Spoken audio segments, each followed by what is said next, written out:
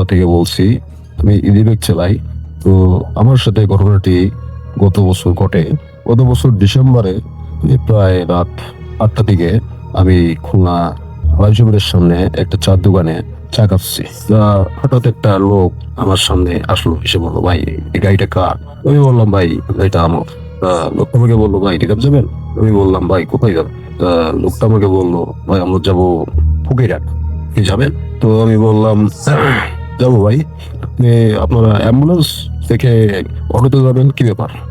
লোকটা আমাকে বললো যে, ভাই আমাদের একটু টাকা পয়সার সমস্যা, এই জন্য আর কি আমরা ইজি বাইকে যাবো। তো লোকটা আমাকে আরো একটা কথা বললো যে, ভাই আমরা একটা মরা লাশ নিয়ে যাবো, তা আপনি কি যাবেন? আমি এবার কি মনে করে লোকটাকে বললাম, হ্যাঁ ভাই যাবো। তো লোকটা আমাকে জিজ্ঞেস করলো, ভাই আপনি কত ভাড়া, আমার গাড়ি ভাড়া কত? আমি বললাম যে, ভাই 2000 টাকা লাগে। তো লোকটা আমাকে বললো, না ভাই এত টাকা আমাদের কাছে নাই, আর আমরা এত টাকা দিতে পারবো না। আমি বললাম যে, ভাই কত টাকা দিতে পারবেন? তো লোকটা আমাকে বললো যে, ভাই আমরা 1000 টাকা হলে দিতে পারবো। তো আমি বললাম যে, হ্যাঁ ঠিক আছে। তো লোকটা আমাকে বললো, আচ্ছা ঠিক আছে, আপনার গাড়িটা নিয়ে আমাদের এই 250 মিটার ভিতরে আসেন, হাসপাতালের ভিতরে আসেন। তো আমি গেলাম, এবার তাদের উঠালাম গাড়িতে, লাশটা উঠালাম, এবার তাদের নিয়ে রওনা করলাম। তো আমি যে সময় রওনা দিয়েছি সেই সময় আনুমানিক রাত 9টা বাজে।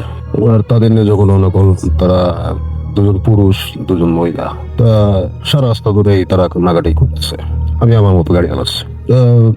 ফকিরহাট যে সময় আসলাম অনেক রাত, এবং ওখান থেকে আরো 15-20 কিলো ভিতরে তাদের বাড়ি। গেলাম তাদের বাড়ি, এই তাদের লাশ নামালাম, তাদের লোকজন নামালাম, জিনিসপত্র নামালাম। এরপর ওই লোকটা আমাকে গাড়ি ভাড়ার টাকা দিল, বললো যে, ভাই আপনার যদি রাস্তায় কোনো সমস্যা হয় তাহলে আপনি আমাদের বাড়িতে থেকে যান, কালকে সকালে দেন। তো বললাম যে, না ভাই আমার বাড়ি যেতে হবে, যত রাত হোক আমার বাসায় যেতে হবে। তো আমি গাড়ি নিয়ে আবার রওনা দিলাম। বেশ অনেক দূর চলে আসছি। তো আমি গড়ির দিকে খেয়াল করলাম, সে সময় রাত প্রায় 1টা-1.5টা বাজে। যাক আমি আমার মতো চালাচ্ছি। তা যে এলাকায় গেছি ওই এলাকায় রাস্তায় কোনো আপনার রোড লাইন নাই, রাস্তায় একটা লোকও নাই, মানুষও নাই, রাস্তা একদম ফাঁকা। আমি আমার মতো গাড়ি চালাচ্ছি, হঠাৎ করে খেয়াল করলাম যে আমার গাড়ি পিছনে যে আপনার পাথর, ছোট ছোট পাথর, ইট, হ্যাঁ মারতেছে, ঠাস টুস করে শব্দ হচ্ছে। আমি পিছন দিকে ঘুরে তাকালাম, দেখলাম যে কাউকে দেখতে পাই না। যাক, একটু মনে মনে ভয় পাইছি।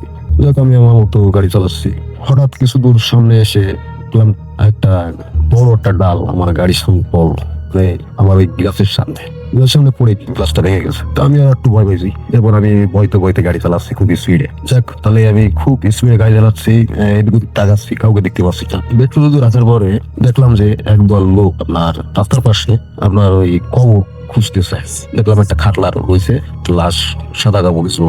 আমি ওখানে যে গাড়িটা থামালাম, তোমায় জিজ্ঞেস করলাম, ভাই কিভাবে মারা গেলে? ওনারা বলতেছে, ভাই এই লোকটা অনেকদিন অসুস্থ, এই জন্য মারা গেছে। ওই জানালাটার মধ্যে পড়লো, আমি দেখলাম সাইড দেখে থেকে আমি লাশটার মুখটা দেখলাম যে হঠাৎ আমি যে লাশটা ওই বাড়িতে পৌঁছে দিলাম, সেই লাশটার চেহারা এই লাশের চেহারা একদম পুরো হুবাহু এক। আমি একটা লোকের দেখছিলাম, ভাই এই লাশটার ঠিকানা কোথায়? তা বলবো যে অমুক জায়গায়, মানে যে লাশটা আমি এই ফকিরহাট পৌঁছে দিবি সে একই ঠিকানা বলতে।